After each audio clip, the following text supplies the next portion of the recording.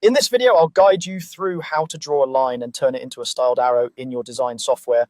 We'll go from a simple line to adding arrowheads to customizing the look. So by the end, you'll have a clean, professional arrow you can use in diagrams, infographics, or layouts.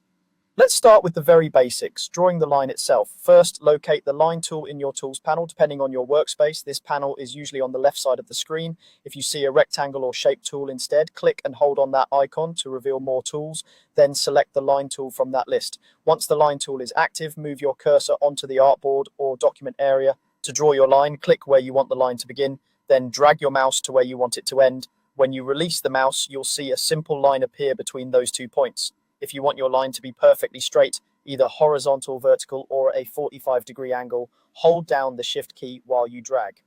This is especially useful for diagrams or any layout where alignment matters, and it helps keep your design looking clean and intentional.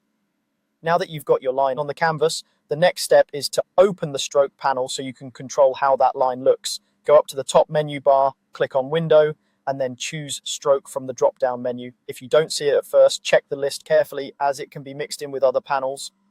Once you select it, the stroke panel will appear, usually docked with other panels on the right side. With the stroke panel open and your line still selected, you're ready to turn that line into an arrow. Inside the stroke panel, look for the Start and End Arrowhead drop-down menus. These let you choose the style of arrowhead that appears at the beginning and at the end of your line. Click the drop-down for the start or the end, and scroll through the available arrow styles. Select the one that best fits your design. You can use an arrowhead on just one end or apply different styles to each end if your graphic calls for it. Below those drop-downs, you'll see an option labeled Scale. This controls how large or small the arrowheads appear relative to the line. If the arrowheads look too big and overpower the line, lower the scale value. If they're too small to see clearly, increase it. Adjust it until the arrowheads feel balanced with the length and thickness of your line. Next, let's style the arrow so it really fits your project. Still in the stroke panel, change the weight value to control the thickness of the line. A higher weight will make the arrow bolder and more prominent, which is great for callouts or important labels. A thinner weight keeps things subtle and light.